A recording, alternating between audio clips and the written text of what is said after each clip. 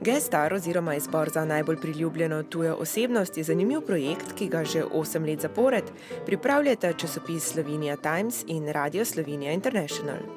V tej kampanji želimo izpostaviti tuje osebnosti, ki so dlje časa v Sloveniji in s svojim delom prispevajo k naši prepoznavnosti in nas v bistvu tudi mednarodno pozicionirajo. Kandidate v skladu z njihovim delom in poslanstvom v naši državi razvrstijo v 4 kategorije: diplomacija, gospodarstvo, kultura in šport. Kandidate izbiramo na podlagi prijav, ki jih nam pošiljajo naši bralci preko leta in seveda tudi poslušalci Radia JSI.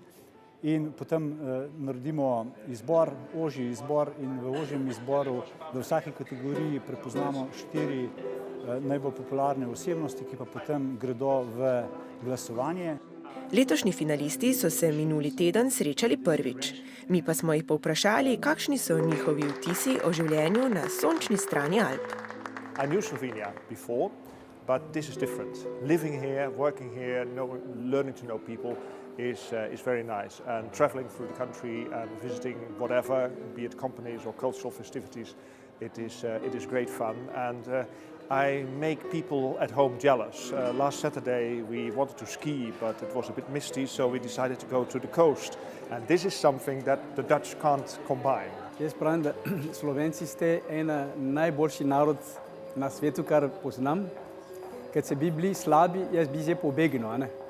I was really surprised how we drove last summer to Croatia, and we were really surprised to see the quick change of scene. So it's from green to the mountains to flat and rocky. So it's actually very nice here. I think there's one thing I would like to see improved. It's the mobility of people.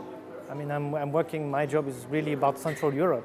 And when I have to move Slovenian people outside of Slovenia to develop the career and to learn new things, it's extremely difficult. Because I understand it because it's a nice country, it's a nice environment, whatever, but from a professional point of view, sometimes it's very difficult to move Slovenian out of Slovenia. Zaključna prireditev bo letos v Mariboru, kjer bodo finalni izbor najsvetlejše tuje zvezde združili s programom Evropske prestolnice kulture. To še posebej ugaja španski ambasadorki, saj v Mariboru prav te dni v okviru projekta Kulturne ambasade poteka predstavitev španske kulture. Maribor's name this month, March, is Spain. It is a month of Spain. We have made a big effort to set up a broad cultural program which involves from dance. We had a fantastic performance at the synagogue. It was full and people clapping, standing up to Cesc Gelabert. And I think that will also help to build bridges and bonds. Zaključno prireditev bo vodila pevka Hana Mancini, ki je lani osvojila laskavi naziv najbolj priljubljene tuje zvezdnice med kulturniki. In kaj svetuje letošnjim finalistom?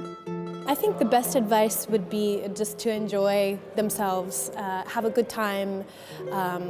The evening is very positive, you know, everybody has everyone has good energy, and not to think too much about, you know, winning or not winning, because it's really to be a part of this kind of event is good enough. Za konec pa smo se še pozanimali, ali tuje zvezde obvladajo tudi kakšno slovensko besedo. The basic one. Hvala lepa, prosim. Nasvidenje. Na zdravje. The very basic one. Dober dan, dobro in lahko noč. Ampak bom govoril po angleško, ker tako da vaša ušesa ne eksplodirajo. Če vas zanima, kdo vse se še poteguje za laskavi naziv Gestar, si lahko ogledate kandidate na spletni strani Slovenia Times. Tam lahko tudi glasujete vse do 23. marca, ko bo zaključna prireditev v Mariboru.